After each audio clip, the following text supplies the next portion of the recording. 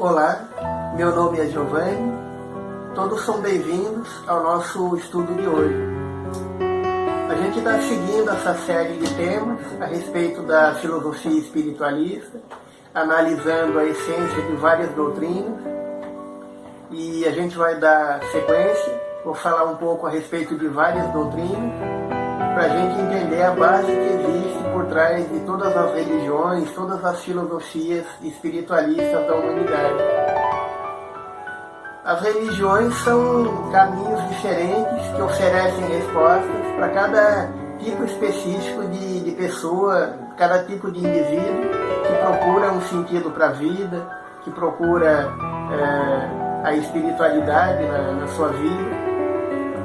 E é interessante a gente perceber que, do mesmo jeito que existem níveis diferentes de aprendizado, existem vários tipos de escolas. Existe a escola primária, existe o colegial, a universidade, a pós-graduação. As doutrinas que existem no mundo são caminhos, são escolas que oferecem respostas para cada segmento da humanidade. Alguns têm já uma mente mais desenvolvida, uma mentalidade mais aberta, para respostas um pouco mais avançadas, mais profundas. Outros têm uma visão de mundo um pouco simples ainda, um pouco centrada em leis, em costumes um pouco mais antigos. Então, cada doutrina oferece um conjunto de respostas para cada segmento da humanidade. E todas as religiões, todas as doutrinas são válidas. Todas ensinam o ser humano a educar sua alma, a se espiritualizar, a procurar o sentido verdadeiro da sua existência aqui na Terra. E uma questão importante que é abordada pela filosofia espiritualista é a questão da felicidade. O que é a felicidade? Como a gente pode alcançar um estado de satisfação, de bem-estar em relação à vida? A questão da felicidade está centrada em 3 pontos essenciais. A questão da percepção, a questão do acesso e a questão da adaptação. O mais importante é perceber como a gente entende o mundo, como a gente percebe o mundo. Como você vê todos os acontecimentos e todos os fatos da vida. Você tem uma visão um pouco mais pessimista, um pouco mais otimista da vida.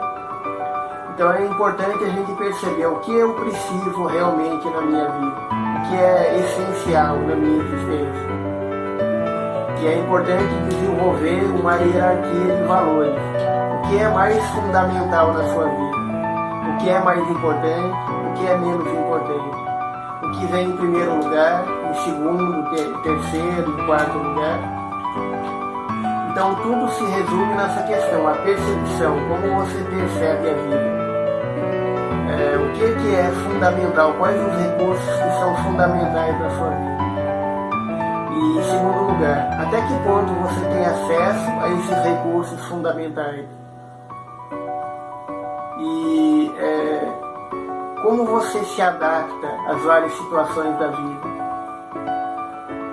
Então é importante perceber essas 3 coisas. Como você percebe a vida, até que ponto você tem acesso àquilo que é essencial para você, e como você se adapta às situações positivas ou negativas da vida. É muito comum hoje em dia as pessoas terem muita informação à sua disposição, e o mundo vai chamando a gente, vai fazendo muitos convites para várias coisas que às vezes não são importantes, não são essenciais. É muito comum um indivíduo passar por uma situação assim. Alguém compra um computador moderno, mas ele percebe que o vizinho do lado tem um modelo mais avançado ainda. Às vezes o outro vizinho fez uma viagem para o Japão e comprou um computador mais avançado ainda. E alguém pensa, mas eu tenho inveja do meu vizinho que tem uma coisa melhor do que eu, e o outro ali tem um modelo que acabou de sair. Mas será que é importante para você ter aquele recurso que o seu vizinho tem? Será que você precisa daquele automóvel que o vizinho mais rico tem na sua garagem? Será que você precisa morar num bairro de nível mais elevado?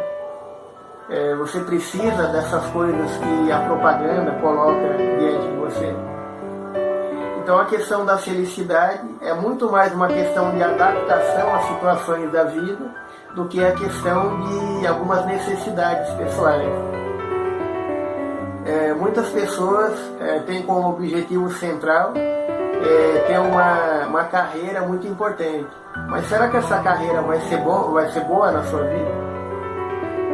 Será que ter aquele cargo que você sonha não vai ser uma sobrecarga de trabalho na sua vida?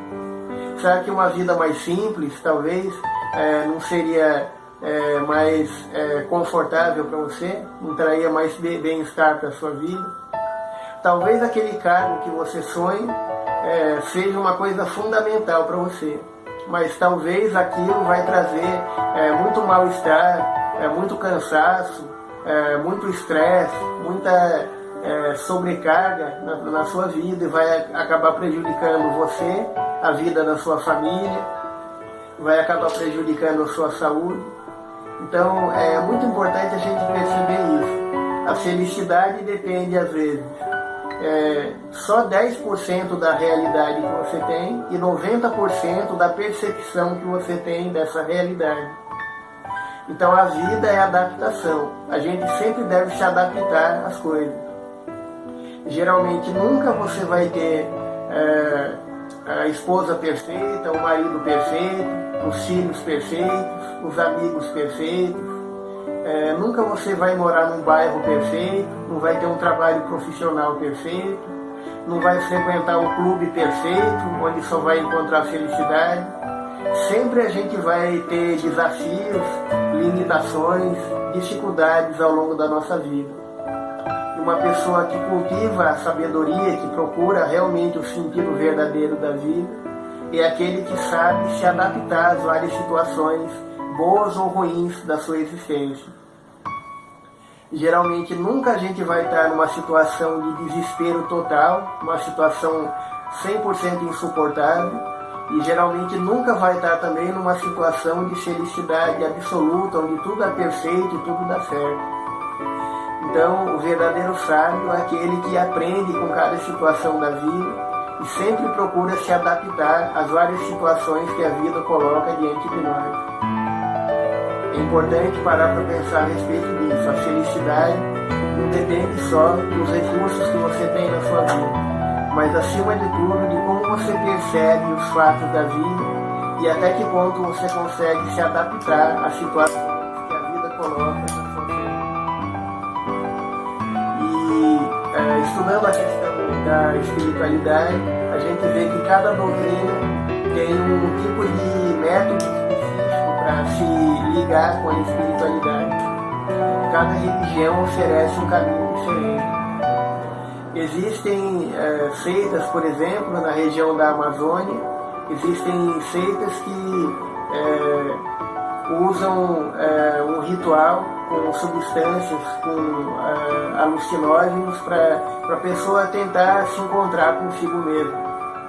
Existe, por exemplo, a seita do Santo Daime, e junto com eles outras duas doutrinas, a união do vegetal e a barquinha, são religiões que usam esse chá chamado de Santo Daime, e eles praticam reuniões onde eles bebem esse chá e depois de alguns minutos as pessoas vão entrando no estado que eles chamam de a borracheira. É um estado de transe onde as pessoas vão relaxando e eles passam a ter o que chamam de mirações. São imagens da própria vida de cada pessoa, ela vai vendo imagens do seu passado e vai meditando, vai analisando aquelas situações que ela passou na sua vida. Então algumas doutrinas usam esse tipo de bebida, de elementos alucinógenos para poder se encontrar consigo mesmo e através disso encontrar a espiritualidade. Outras doutrinas, como a Umbanda, o Candomblé, a Santeria, por exemplo, que é muito parecida com a Umbanda, que existe na América Central e em estados do sul dos Estados Unidos, tem como ponto central o uso da mediunidade, a prática do intercâmbio com o mundo espiritual. Os médiuns vão ficando incorporados pelos orixás, pelas entidades que vão orientando as pessoas, e através desse diálogo com o mundo espiritual, os frequentadores vão tentando encontrar soluções para suas dificuldades, encontrar um caminho para seguir na sua vida, para se tornar indivíduos mais conscientes, mais espiritualizados. Existem doutrinas, por exemplo, como o jainismo, que existe no Oriente, que tem como ponto central a convivência fraterna entre as pessoas e a prática da não violência. Os jainistas levam ao pé da letra essa questão da paz, a questão da não violência. Eles acreditam que a paz começa a ser construída dentro de nós mesmos, antes de se expressar no mundo exterior. E eles levam tão a sério essa questão que eles não matam nenhum inseto.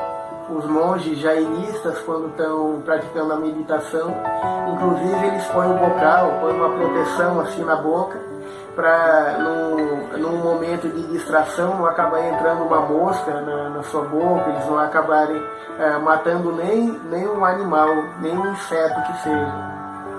Então cada doutrina oferece um método específico de autoconhecimento e de busca do despertar da espiritualidade. Algumas doutrinas são baseadas na submissão às regras, a um código de regras morais, às vezes muito rígido. Por exemplo, o islamismo, inclusive a palavra Islã em árabe significa submissão, significa entrega à vontade de Allah, que é o nome que eles dão para Deus.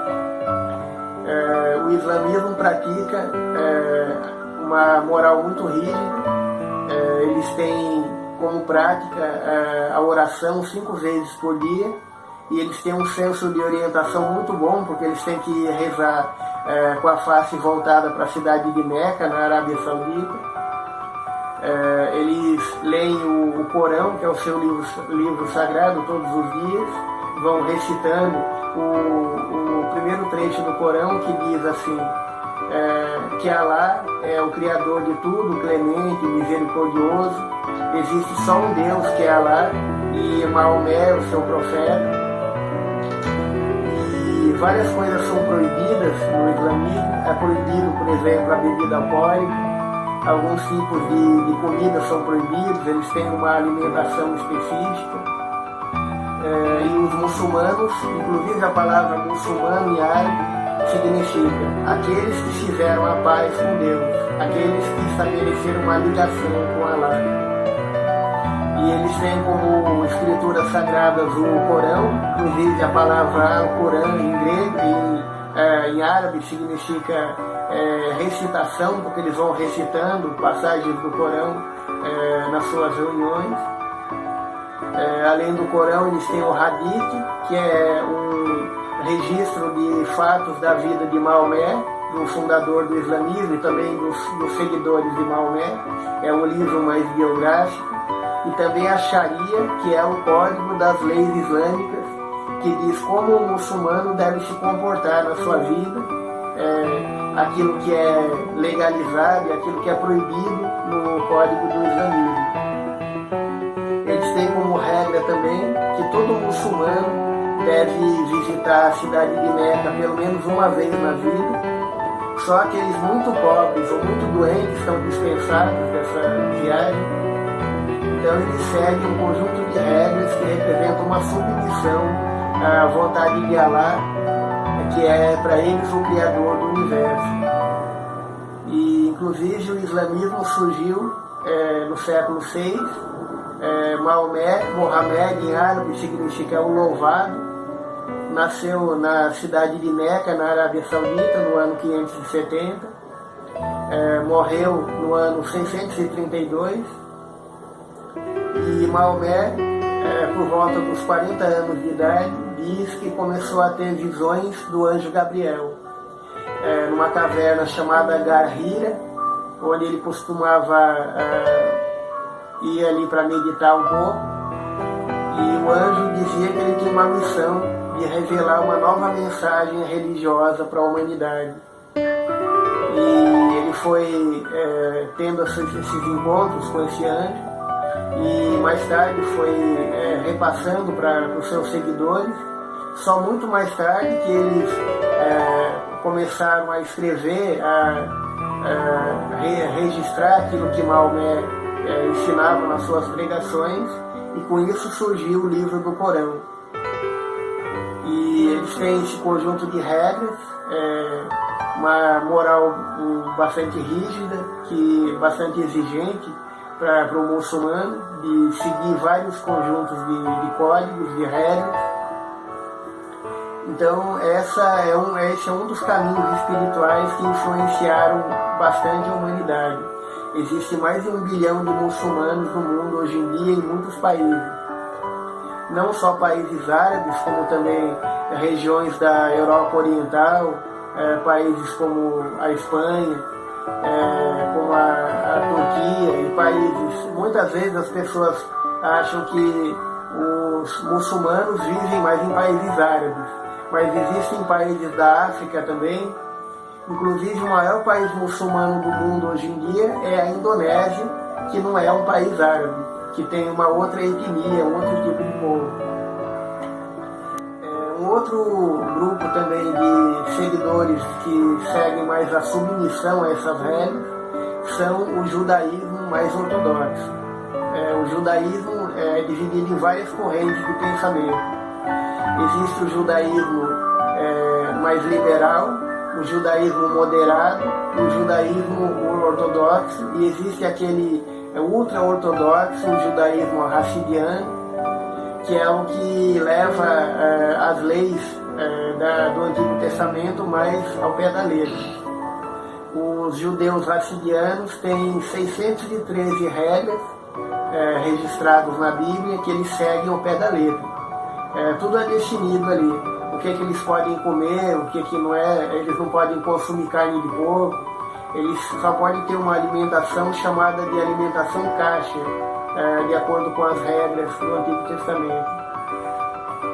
Os judeus mais ortodoxos têm um tipo de roupa específica, um tipo de manto negro que eles têm como roupa básica, tem como uma das suas práticas ter tranças no cabelo também.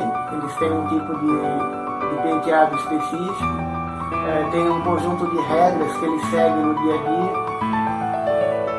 Inclusive, cada judeu é fácil identificar o lar de uma pessoa seguidora do judaísmo. Eles têm o que se chama de mezuzá, um receptáculo de rolo na entrada da casa, e muitas vezes em cada entrada de cada cômodo da casa eles têm também um tubo de metal, onde eles têm trechos ali da Bíblia, trechos de livros como Levítico, como Deuteronômio, que vão ensinando como eles devem se comportar. Eles também têm aquele tipo de chapéu que eles põem assim no alto da cabeça, que é o kippah, que simboliza a submissão à vontade de Deus, de Jeová. Então, algumas doutrinas têm uma moral bastante rígida, são baseadas na submissão a um conjunto de regras. Outras doutrinas seguem mais o caminho do autoconhecimento, da autotransformação, como o budismo, que a gente vai ver agora do que se trata a mensagem de Buda. Buda nasceu na região de Kapilavastu, no norte da Índia, onde hoje fica o Nepal, no ano 621 a.C. Alguns historiadores discordam, acham que ele nasceu algumas décadas mais tarde, não tem um conhecimento muito preciso ali a respeito da data do nascimento dele. E morreu uns 80 anos depois. Alguns acham que a vida dele foi de 77 anos, outros acham que Buda viveu 82 anos. E o verdadeiro nome dele era Siddhartha Sakyamuni Gautama. Siddhartha Gautama, na língua antiga da Índia, significa aquele que alcança o seu objetivo. Sakyamuni quer dizer o príncipe dos sátios. Os sátios eram uma família que governava a Índia nesse período. E desde criança, Buda foi educado para ser um futuro governante, um futuro rei do seu povo. A tradição histórica do budismo diz que antes dele nascer, a sua mãe, que era a rainha dos sátios, teve um sonho onde ela viu um elefante branco que tentava entrar no seu ventre. E ela ficou muito impressionada com esse sonho. E depois o pai dela, que era o marido dela, que era o rei, chamou 64 sacerdotes hindus para interpretar esse sonho. E eles interpretaram assim. Disseram que isso indicava que o filho deles ia ser uma alma muito iluminada, e se ele vivesse isolado do mundo, ali dentro do palácio, ele seria mais tarde um grande governante. Mas se ele saísse do palácio e entrasse em contato com a realidade do mundo, ele se tornaria um grande líder espiritual, um grande mestre que fundaria uma nova doutrina para iluminar a humanidade. Inclusive a palavra Buda em sânscrito significa o iluminado, aquele que alcançou a iluminação espiritual. E o budismo é a doutrina que leva as pessoas a alcançar essa iluminação. Então o pai de Buda ficou muito abalado com essa revelação, e ele decidiu que o seu filho não deveria ter nenhum contato com as misérias, com as dificuldades do mundo. E desde o nascimento o menino foi mantido ali numa vida de ilusão, numa vida de alegria, de felicidade constante. À medida que ele foi crescendo, ele foi ficando isolado da sociedade. Quando ele saía do palácio, só apareciam pessoas bonitas, alegres, elegantes. Todos os doentes, os velhos, os deficientes tinham que sair do caminho dele. Inclusive tinha pena de morte se alguém fora dos padrões aparecesse na frente dele. E Buda nem sabia que as pessoas morriam, que as pessoas ficavam doentes. Ele vivia num mundo de fantasia, de ilusão, onde só existia prazer, alegria, felicidade. Aos 19 anos ele se casou com a sua prima, Yasodhara. Inclusive depois perguntaram por que ele acabou escolhendo ela e não outra mulher. E ele respondeu que é porque ele tinha conhecido ela numa vida anterior, muito remota, quando eles viveram juntos no reino dos animais. E ele já tinha 2 palácios. Depois do casamento ele ganhou um 3º palácio, conhecido como Palácio dos Prazeres, onde existiam dançarinas, mágicos, festas, orquestras, onde só se cultivava o prazer, a busca da alegria. Mas, num certo momento, Buda começou a perceber, começou a desconfiar que a vida não era só aquele ambiente de festa, de alegria onde ele vivia, mas existiam outras coisas também no mundo. E um dia ele saiu do palácio escondido, ele viu um doente, ele viu um homem velho, viu um enterro, e ele começou a ter contato com a doença, com a morte, com as dificuldades da vida, com as misérias do mundo. Ele também viu monges hindus que praticavam uma disciplina muito rígida de autoconhecimento, que renunciavam a todas as coisas do mundo. E isso causou uma impressão muito forte nele.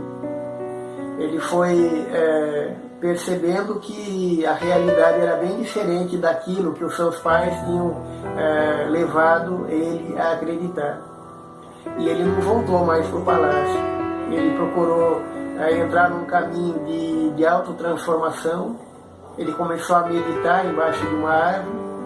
Ele tentou ser um daqueles monges que renunciavam ao mundo. ele começou a praticar jejuns muito rigorosos, passou muito tempo sem nenhum tipo de alimentação, começou a praticar a meditação, o autoconhecimento. Inclusive a tradição budista diz que ele foi tentado por vários demônios, entre eles o demônio Kama, que era o demônio do prazer, até que ele triunfou, ele venceu esses demônios que tentavam desequilibrar a sua alma, e ele alcançou a iluminação espiritual. E ele começou a definir a partir daí a sua doutrina. Ele definiu a doutrina budista em 4 grandes verdades. A primeira é a existência da dor. A segunda é a causa da dor, que é o desejo, que é o apego às coisas do mundo, aos bens materiais, às glórias da sociedade. A terceira grande verdade do budismo é o Dharma, é o fim da dor. E a quarta grande verdade é o caminho que leva ao fim da dor, ao fim da angústia do ser humano, que é o Dharma, que é a doutrina da ação reta.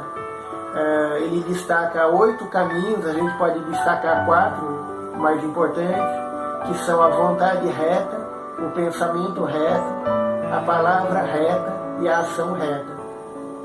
Buda ensina que o ser humano deve cultivar a retidão, o equilíbrio em todos os setores da sua vida, querendo só aquilo que é justo, que é verdadeiro, que é honesto, que é correto, tendo um pensamento puro, tendo pensamentos só voltados para o equilíbrio, para a disciplina, para a bondade, para o amor em relação a si mesmo, em relação ao próximo. A palavra reta, falando só aquilo que é correto, que é justo, que é verdadeiro.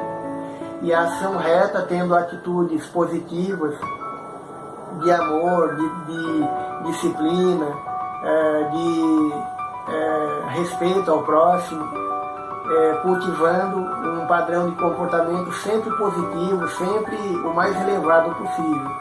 E através disso, as pessoas alcançam essa iluminação, essa elevação espiritual que nos aproxima da espiritualidade superior.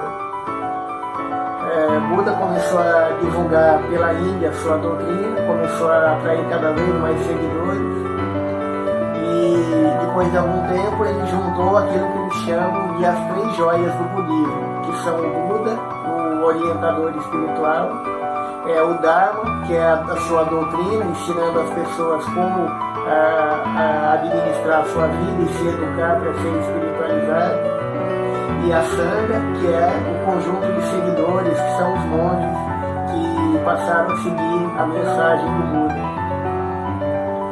E depois que ele morreu, seus seguidores continuaram cultivando a sua tradição e foram fundando mosteiros, e 2 grandes caminhos foram se definindo na tradição do budismo. Existem hoje em dia várias correntes budistas, mas 2 mais importantes. O budismo Mahayana, que é aquele que defende que qualquer pessoa pode ser um seguidor da iluminação ensinada por Buda, o budismo mais popular. E existe o budismo Hinayana, o Mahayana chamado de grande caminho e o Hinayana chamado de um pequeno caminho, que defende mais uma vida de clausura, uma vida voltada mais para a meditação, para o isolamento do mundo, vivendo no mosteiro.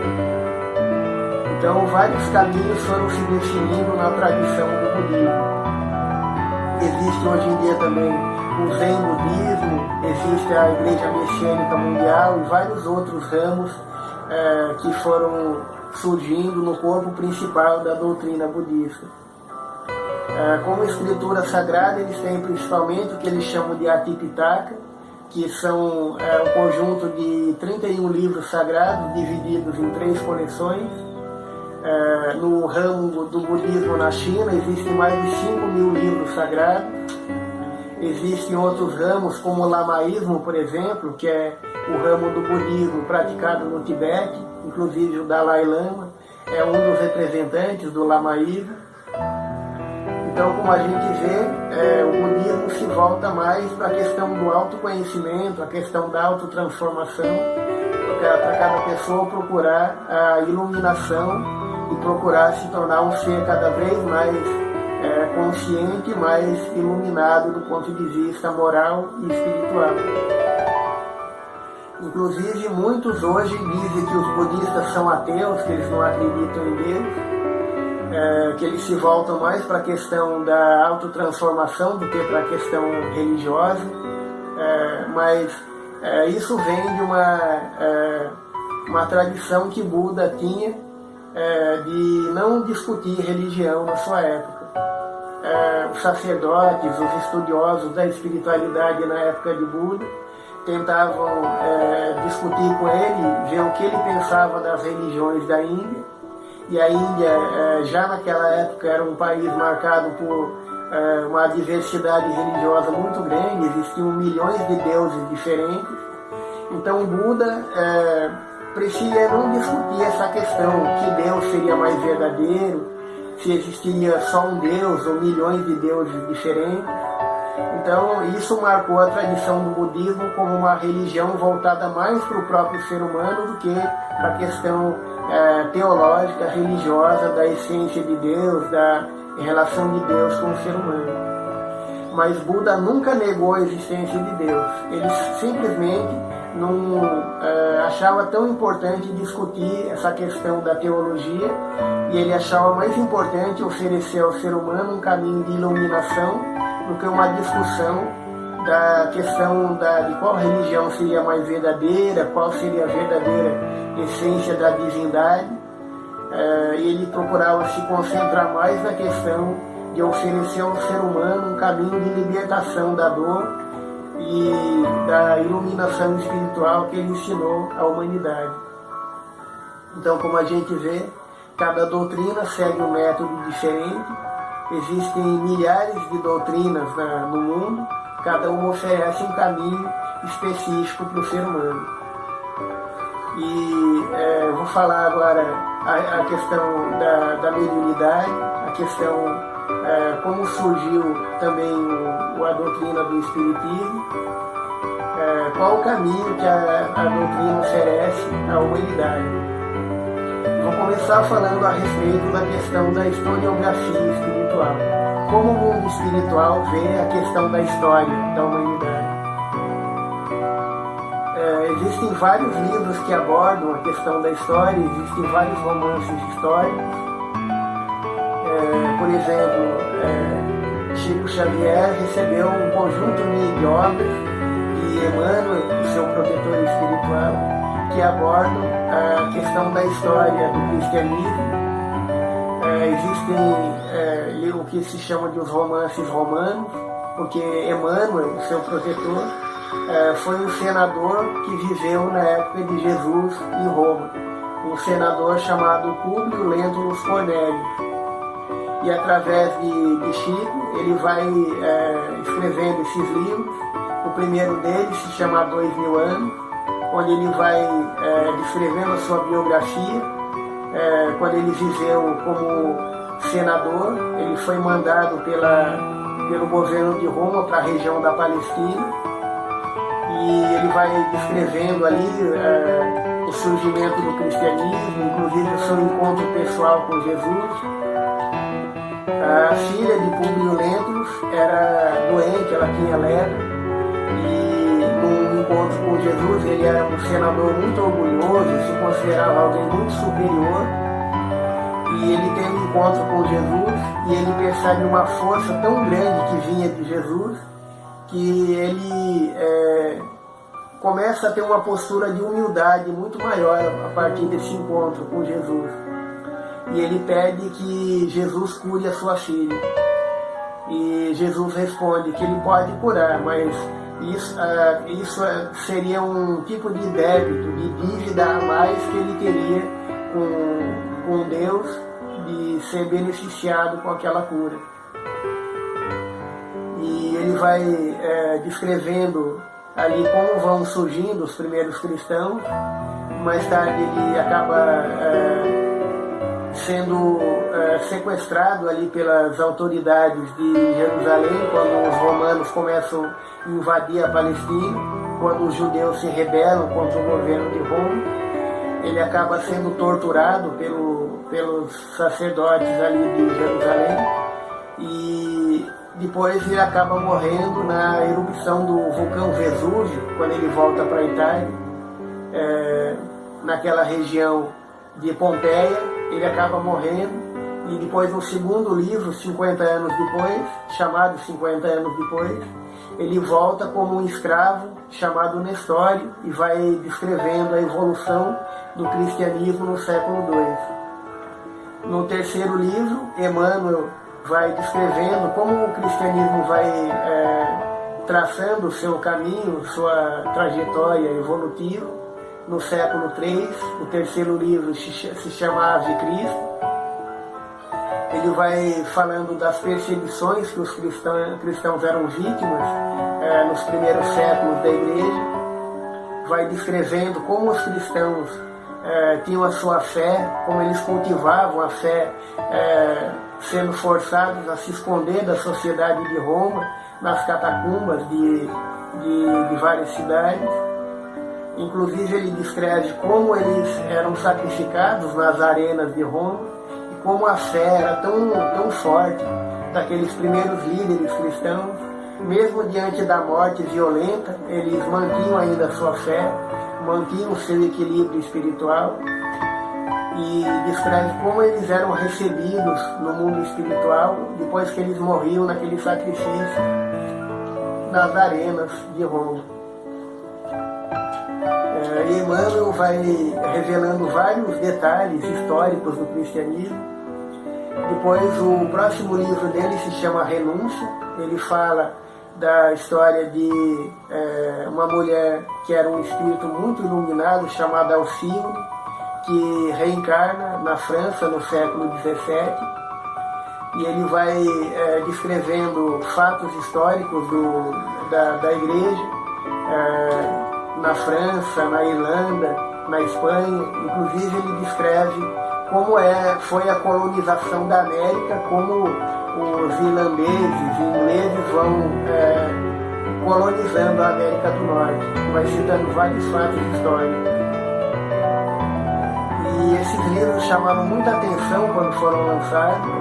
Um pesquisador chamado Roberto Macedo não acreditava muito na capacidade mediúnica de Chico Xavier. Ele achava que ele era, na verdade, um grande escritor que estava publicando romances e chamando a atenção com essa questão da fonte mediúnica das suas obras. E Roberto Macedo foi pesquisar o texto daqueles livros e ele chegou à conclusão que seria impossível para uma pessoa simples que tinha estudado só até a quarta série primária produzir sozinho aqueles livros. Ele mais tarde publicou um livro chamado Dicionário Histórico e Geográfico, onde ele vai detalhando 2.300 temas, com nomes de cidades, com datas, com fatos históricos, descrevendo tudo aquilo que Emmanuel vai detalhando nas suas obras. E ele chama atenção para esse fato, que várias informações eram praticamente desconhecidas. O Chico Xavier precisaria viajar para outros países, ter acesso a arquivos fechados em bibliotecas, em arquivos como, por exemplo, existe um documento que foi descoberto no arquivo do Duque de Cesarine, na Itália, que tem a descrição que aquele senador Publio Lentulus fez de Jesus na Antiguidade. É um documento praticamente desconhecido até recentemente. Então seria impossível para uma pessoa simples produzir aquele conjunto de obras se não fosse através de uma fonte espiritual. E autores como Roberto Macedo vão chamando a atenção para essa questão, de como os médiuns recebem essas informações, que seria impossível para um ser humano produzir esse tipo de obra se não tivesse um apoio espiritual. Emmanuel também produziu um livro chamado A Caminho da Luz, onde ele vai analisando toda a história da humanidade, desde a origem da Terra, e ele chama atenção para a figura de Jesus como um verdadeiro engenheiro cósmico, como aquele criador que foi moldando o planeta, que foi planejando todas as etapas da história da humanidade. Nesse livro ele vai descrevendo as grandes civilizações da Terra, a civilização egípcia, hindu, chinesa, os indo-europeus na origem da civilização da Europa moderna. Vai descrevendo as várias etapas, os grandes impérios da história, o Egito, a Grécia, Roma, a evolução da Igreja na Idade Média, o surgimento de movimentos como o Renascimento, o Iluminismo, o desenvolvimento científico no século XIX, no século XX.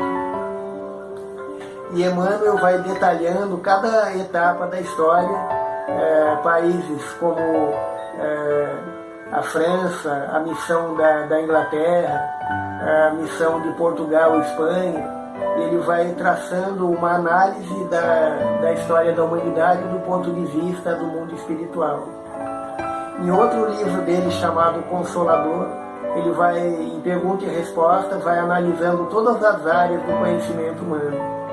Como o mundo espiritual vê a questão das várias ciências, da física, da química, da biologia, da sociologia, psicologia, a questão da filosofia, qual a importância do conhecimento filosófico, a importância das religiões.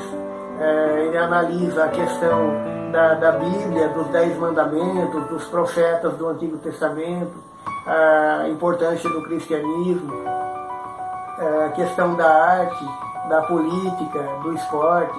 Então todas as áreas do conhecimento humano vão sendo analisadas nessa obra, nas obras A Caminho da Luz, também na obra Consolador. E um ponto importante nesse livro é quando fizeram uma pergunta para Emmanuel: como o mundo espiritual vê a história da humanidade? E ele responde assim: o método de estudo, de pesquisa, é mais ou menos o mesmo, mas a abordagem da história da humanidade é totalmente diferente no mundo espiritual. Existem grandes personagens históricos que aqui na Terra são conhecidos como grandes heróis, como grandes iniciadores de uma nova era, mas às vezes, quando eles chegam no mundo espiritual, são recebidos como verdadeiros indigentes da espiritualidade.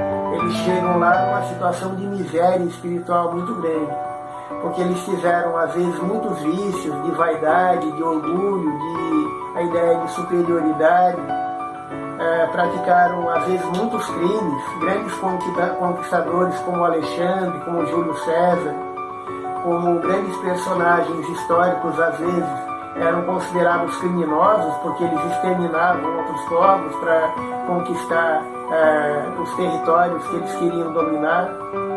Às vezes eles acabavam esmagando o seu povo, acabavam torturando aquelas sociedades que eles governavam por leis muito duras, muito injustas. Então, quando chegavam no mundo espiritual, eles não eram recebidos como grandes conquistadores, como grandes líderes da humanidade, mas como pessoas falidas na questão espiritual, como pessoas que erraram muito na sua vivência aqui na Terra. E às vezes eles tinham que voltar à Terra em condições de humildade muito grande, em vidas muito simples, vidas anônimas dentro da sociedade, para reparar aqueles erros que eles cometeram como grandes governantes da humanidade. E existe esse livro, A Caminho da Luz, foi publicado em 1938. E uma questão importante na questão da espiritualidade é que sempre o conhecimento vai evoluindo. Sempre a espiritualidade vai trazendo para o mundo conhecimentos mais avançados. Existe, por exemplo, do médium Robson Pinheiro, um livro muito importante chamado A Gestação da Terra. É como se fosse um A Caminho da Luz mais atualizado. Emmanuel vai descrevendo a história da humanidade até o início do século XX. Nesse outro livro, o espírito Alex Arthur, através do médium Robson Pinheiro, vai detalhando a história da humanidade até o século XXI, falando de todas as etapas da humanidade e detalhando também eventos mais atuais, como a Primeira Guerra Mundial, a Segunda Guerra Mundial, as guerras do final do século XX, personagens como Gandhi, como Adolf Hitler, como grandes personagens que marcaram a história do século XX. Ele vai falando a respeito do papel de cada um deles na história da humanidade. E existem muitos romances históricos que vão aprofundando a questão da história do ser humano. Imagine se a gente pudesse voltar no tempo, para o século XVIII, para a Idade Média, para a Antiguidade, voltar para Roma, por exemplo, do início da era cristã, andar pelas ruas, conviver com as pessoas, ver a história acontecendo, ou se a gente pudesse ter hoje em dia uma testemunha viva ainda que viveu na época de Jesus, por exemplo, em Roma, descrevendo os fatos daquele tempo. É isso que o mundo espiritual oferece à humanidade. Tem muitos livros na área do conhecimento espírita, existe mais de 5.000 livros da bibliografia daqueles livros considerados mais importantes hoje em dia. Então existe um acervo muito vasto de conhecimento em todas as áreas. Livros que abordam questões históricas, questões científicas, questões morais, religiosas, filosóficas. Um universo imenso de conhecimento para aqueles que têm interesse em conhecer essa área doutrinária. E vou citar um exemplo de um caso de análise da história da antiguidade, através da mediunidade. Hermínio Corrêa de Miranda é um grande escritor que atua como escritor e como orador na área do espiritismo. E ele lançou um livro muito interessante chamado Arquivos Psíquicos do Egito. É a história de um professor de música na Inglaterra que ficou muito abalado com a morte do seu irmão. E durante muito tempo ele andou pela Inglaterra procurando um médium para ter um contato com o seu irmão. E depois de procurar muito, ele encontrou uma médium que recebeu uma mensagem do seu irmão, já morto, que tinha vários detalhes muito específicos que só a família conhecia. E o irmão dele falou que aquele contato, na verdade, era só o começo. Ele tinha uma missão muito maior, um trabalho muito mais amplo pela frente.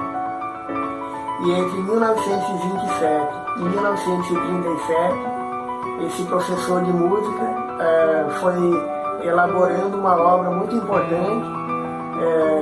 Tinha um espírito que foi a mulher de um dos faraós do Egito. Ela incorporava numa médium e ia falando, inclusive na língua original, antiga do Egito. Porque os arqueólogos que estudaram a história egípcia sabiam, eles decifraram as inscrições nos templos do Egito, nos papiros daquele tempo, e eles sabiam como se escrevia a língua egípcia, mas ninguém sabia como era a pronúncia da língua deles naquele tempo. E esse espírito dessa autoridade do Egito na antiguidade incorpora numa médium e ela vai pronunciando as palavras na língua egípcia antiga. Inclusive eles tentaram chamar os arqueólogos para analisar esse fenômeno mediúnico, mas por questão de preconceito nenhum deles quis participar de nenhuma reunião. Mas eles conseguiram chamar a atenção do Instituto de Pesquisa Paranormal da Inglaterra. Inclusive eles chegaram a gravar um disco com discursos dessa dessa entidade conhecida como Lady Nona, e ela falava em egípcio antigo, e eles comprovaram que era realmente a língua falada no Egito da Antiguidade. Inclusive esse autor, que era um professor de música, ele acabou recebendo várias músicas também do Egito da Antiguidade. Essa entidade, que foi esposa de um faraó, ajudou a reconstituir uma parte da memória musical do Egito da Antiguidade. E ele escreveu várias partituras com hinos, com cânticos do Egito na época da Antiguidade. Então, como a gente vê, existe muito conhecimento nessa área para aqueles que têm uma mente mais aberta, para aqueles que acreditam na mediunidade como uma fonte de intercâmbio entre o mundo material e o mundo espiritual. Para citar um exemplo, em 94, no Fantástico, passou uma entrevista com pessoas, com psiquiatras que trabalhavam com a regressão de memória. E um deles foi tratar um problema psicológico num estudante aqui de São Paulo, e o estudante passou por uma sessão de regressão e ele se viu como um guerreiro na Europa Oriental durante a Idade Média. E ele falava uma língua estranha que ninguém conhecia. Ele falava expressões desarca de randa, desarca de reve, desarca bru. E foram tentar decifrar que tipo de idioma seria aquele. E alguém achou que era parecido com o russo. Eles procuraram uma professora de russo e ela recorreu até a manuscritos antigos de 500 anos atrás e conseguiu traduzir expressões que tinham sentido. Durante a regressão ele falava, ele estava combatendo ali com outro guerreiro, eles estavam numa luta de espadas, e ele falava para o outro guerreiro: não, irmão, pense na sua honra, irmão, ide para as valas, não faça isso é uma vergonha para a sua honra. Inclusive o repórter perguntou para aquela professora que decifrou a mensagem: um estudante do primeiro colegial poderia estudar esse idioma hoje em dia? Ela falou: não, seria impossível. O repórter falou: mas as pessoas aprendem línguas e estudam idiomas. E ela respondeu: as pessoas estudam idiomas vivos, idiomas falados, mas essa é uma língua morta, que foi falada séculos atrás em algum lugar da Europa Oriental. E através daquela regressão de memória foi possível resgatar dos arquivos mais profundos do inconsciente daquele estudante um registro que pertencia a uma das suas vidas passadas. Então, existe também a arqueologia espiritual. Existem vários livros hoje em dia que falam de experiências de pessoas que abriram em sessões de regressão seus arquivos do inconsciente e revelaram fatos históricos que os historiadores mais tarde foram descrevendo. Existe, por exemplo, para quem quiser conhecer mais essa área, o livro Muitas Vidas, Muitos Mestres, de um grande pesquisador, o Brian Weiss. Ele foi tratar um problema numa mulher que tem um problema psicológico e começou a regredir, ela começou a regredir para várias vidas passadas. Tem vidas no século XIX, no século XVIII, no século XV, no Egito da Antiguidade, de 3.000 anos atrás. E ela vai descrevendo vários fatos, vários ambientes históricos que mais tarde foram comprovados no estudo com historiadores. Então, como a gente vê, o mundo espiritual traz um conjunto muito rico de informações, analisando a história da humanidade e descrevendo a trajetória do ser humano ao longo do tempo. Como Emmanuel descreve naquele seu livro, A Caminho da Luz, passam as fronteiras do mundo, passam os governos, passam as religiões, passam as situações religiosas, econômicas do ser humano, mas as pessoas são sempre as mesmas. Ele vai descrevendo, por exemplo, por que Portugal e Espanha foram líderes nas grandes navegações nos séculos XV e XVI. porque grandes mestres de navegação da Fenícia, e os cartagineses também, que são os povos que dominavam o comércio pelo mar na antiguidade, esses grandes navegadores foram reencarnando em Portugal e Espanha e lideraram a conquista de novas terras em grandes navegações. Por que a Inglaterra construiu o maior império da história? Porque são os líderes do Império Romano que reencarnaram na Inglaterra e foram dominando a navegação no mundo e foram conquistando novas terras. No início do século XX, o Império da Inglaterra abrangia 2/5 das terras do mundo. E mais tarde, esses líderes foram reencarnando e hoje os líderes do Império Romano estão encarnados nos Estados Unidos. E hoje eles têm uma estratégia não tanto de dominar os territórios, mas de dominar a política, a cultura e a economia mundial e estabelecer um novo império no mundo. Então Emmanuel vai dizendo que os grandes governantes vão retornando à Terra em novos cenários e vão construindo novos impérios, novas experiências políticas. Por que a Grécia teve a sua experiência democrática? E por que a França também foi líder na democracia com a Revolução Francesa no século XVIII?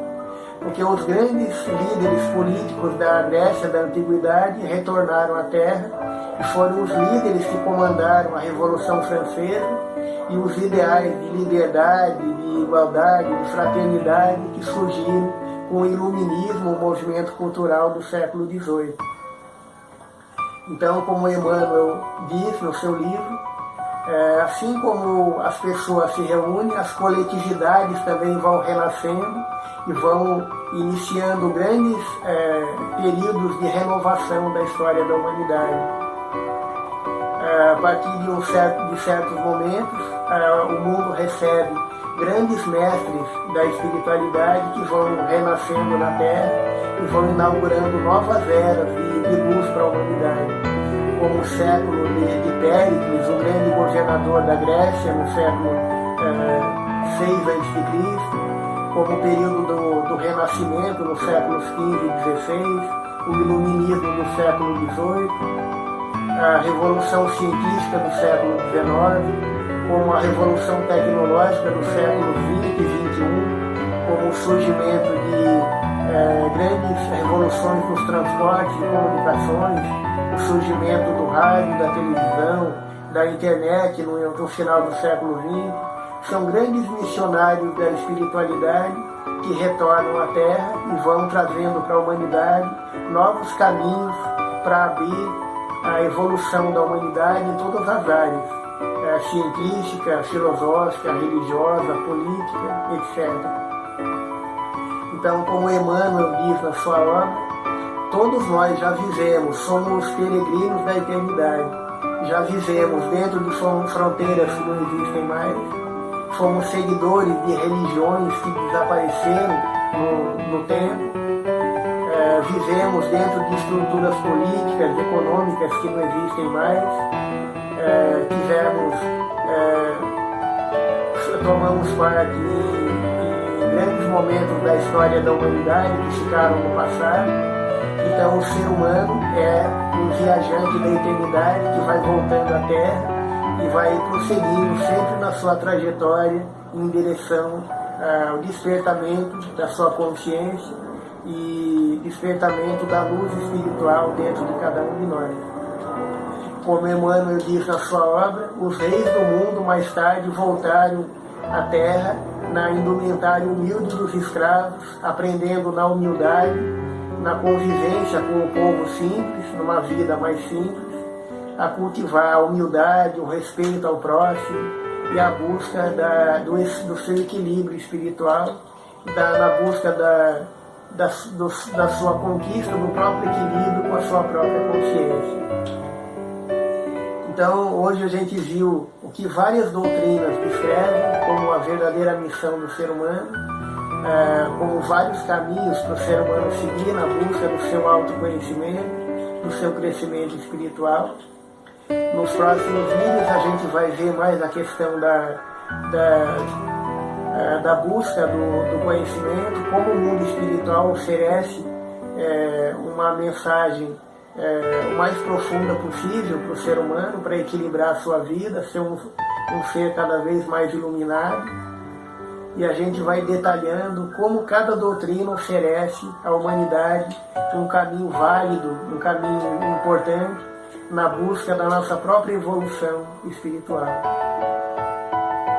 Então eu agradeço a todos que acompanham essa série de vídeos, obrigado a todos pela atenção, pela busca de conhecimento que a gente compartilha juntos. Obrigado a todos e até o próximo encontro, no nosso próximo vídeo.